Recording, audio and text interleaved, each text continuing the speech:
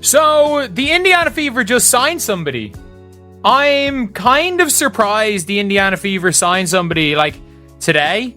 So they signed someone to a 7-day contract, which means, did they waive somebody? Did the Fever not have to waive somebody to do that?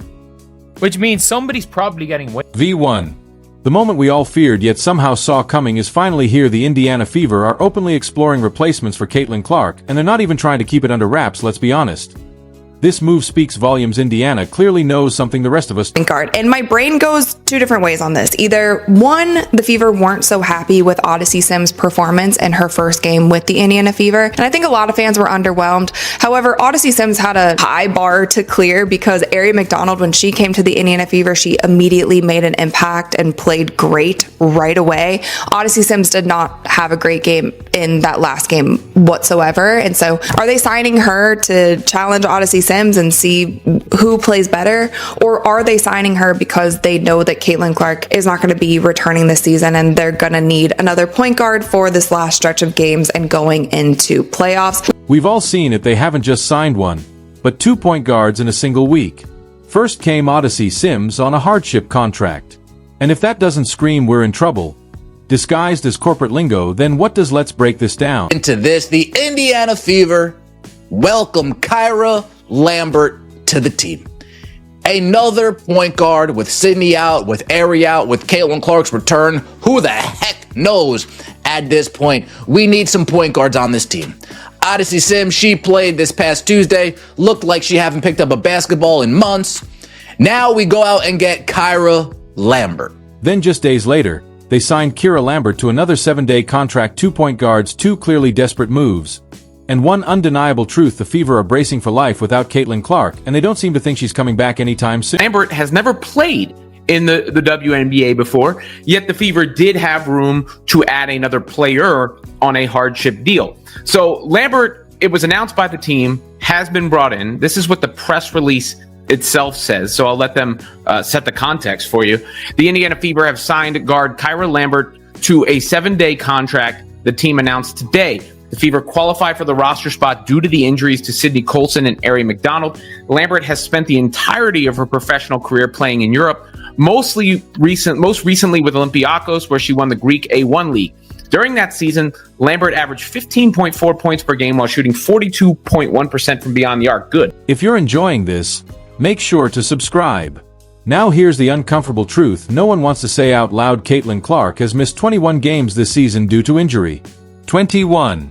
That's not a minor bump in the road, that's a body sounding the alarm. She's been dealing with injuries since the season opener. First a quad strain that sidelined her for weeks, then a left groin issue, and now a right groin injury that's left her sitting on the bench like a spectator at the slow-motion funeral of her own career. A player from overseas is shocking development. Now, they had no European players on the team, and looked like the Indiana Fever new player did speak to the media earlier today. We got some of that footage. Let's roll this opportunity that'd be coming for you. Officially Monday. Yeah, Monday. So it was a 3-quick turnaround. Take me through the emotions of that day, knowing that this was coming your way and that you'd have a chance to play on a team that might need you to play right away. Yeah. No, I was super excited. It's a blessing, having the journey that I've had and just, remaining faithful, trusting God and doing the work, and just to see it all come back around and have this opportunity. And here's the kicker. Before this season, Caitlin Clark had never missed a single game due to injury, not in college, not in the pros. Not once. She was basketball's Iron Woman, the kind of player you could set your watch to. Now she's collecting injuries like trading cards, and each one feels more serious than the last. Coach Stephanie White offered the usual PR line. We're taking it day to day, putting no timetable on it.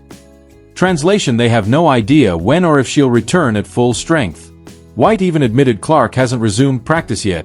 Still limited to full court running like she's coming off major surgery. As Caitlin Clark fans, this is a nasty position to be in. We're dealing with the Indiana Fever telling us that Caitlin Clark is day to day, and we know the Indiana Fevers, Amber Cox, Kelly Krauskopf, Stephanie White are all liars. We can't believe anything the Indiana Fever say, and we know that. So we have the Fever saying Caitlin Clark is day to day. Want to know how bad this really is? Let's talk numbers, because they tell a story more brutal than any injury report.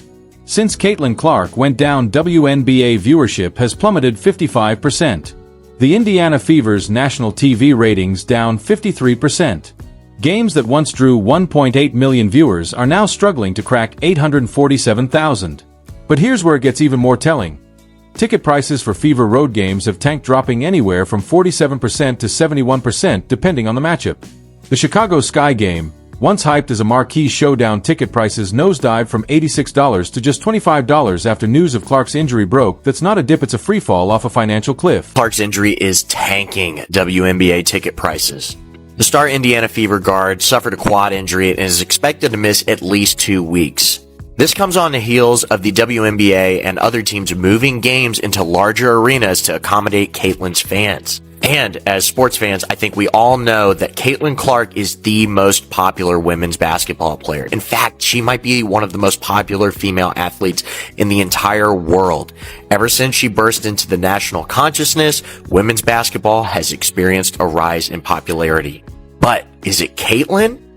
Or is it women's basketball? Per Front Office Sports, get-in tickets for the Fever's rivalry game against the Chicago Sky on June 7th are down 71% from $86 to $20. Even the WNBA All-Star Game hosted in Clark's home market of Indianapolis saw a 35% drop in ratings without her.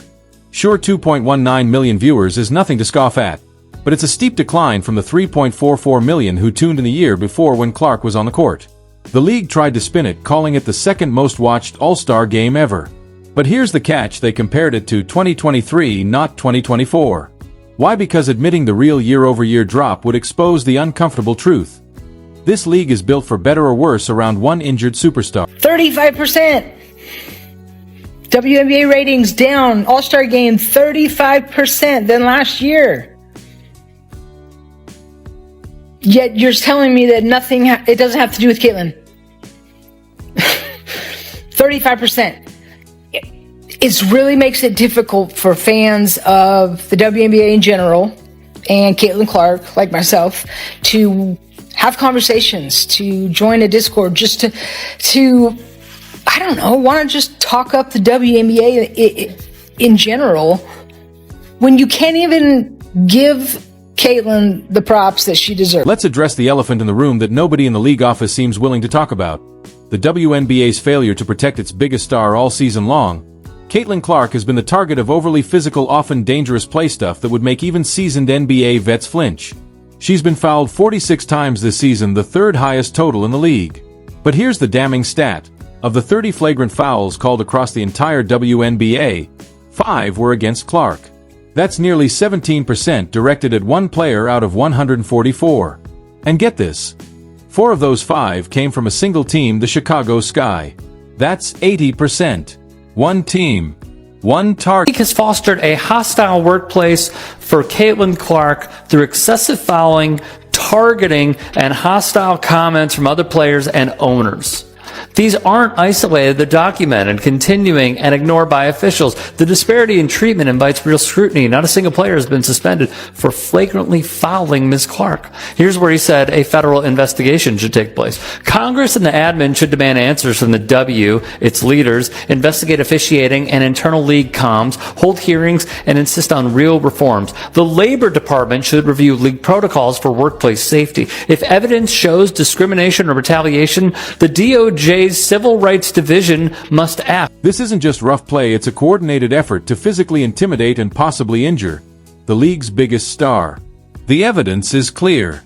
Marina Mabrey shoved Clark to the ground after a dead ball and got nothing more than a technical foul. J.C. Sheldon poked her in the eye while going for the ball, and that was only a flagrant one. Even WNBA legend Candace Parker has admitted what everyone already knows: when you're a generational talent, you'll face intense physicality. The scouting report is to stop you at all costs. But there's a huge difference between solid defense and what amounts to assault, with a basketball as a weapon. When comedians are delivering better game analysis than the professionals paid to cover the sport, it's a glaring sign something's serious. People being a little physical with Caitlin at that, her last game. Do you feel like she's being treated unfairly, in her games and stuff like that? I think it's definitely star players aren't ever treated fairly. Is that kind of what you went through? Because you're considered a legend. Is that just kind of normal about being the rookie? Is that part of it? I think everybody has a different path. So I appreciate you, man. So here we are. with the Fever making moves that scream emergency planning. First, they lost Sydney Coulson and Ari McDonald to season-ending injuries. Convenient timing. Isn't it just when they needed roster spots for more point guards? 2 players go down for the year. Then came the signings. Odyssey Sims, a 33-year-old journeyman bouncing around the league like a pinball. She's putting up decent numbers, 9.8 points and 3.5 assists, but let's be honest, she's no Caitlin Clark. Nobody is. Still, she's a warm body who can handle the ball and run plays, which apparently is all Indiana needs right now. Then Kira Lambert gets added on a 7-day contract, a temporary fix to what's looking more and more like a permanent problem. These aren't moves you make if you expect your franchise player back next week. These are moves for a future without her. V11. Here's what's truly infuriating: how the organization and the league are handling this mess. Instead of being upfront about Clark's condition, they're stringing fans along with vague updates and empty promises day to day. No timeline, continuing to work with the medical team, corporate speak for, "We have no idea what's really wrong or when she'll be back." Imagine if fans knew Clark wouldn't play again this season. The viewership collapse we've already seen would look like a gentle dip compared to the mass exodus that would follow. The truth is, Clark hasn't looked right all season. Now, I'm not exactly too sure where Kira Lambert is, and I know what your reaction is. Kira Lambert who? Kira Lambert, minus the 2, divide by 3, add 4. Yeah, I didn't know who Kira Lambert was either. Kelly, she better be good. Amber, she better be good. That's all I'm going to say. She better come in and be impactful off the jump. That's all I'm going to say. She needs to at least pass the eye test. Okay, maybe she doesn't have a good game, but can she at least pass the eye test so when I watch her, I'm saying to myself, okay, I can see the vision. I can see where we hope that this is going.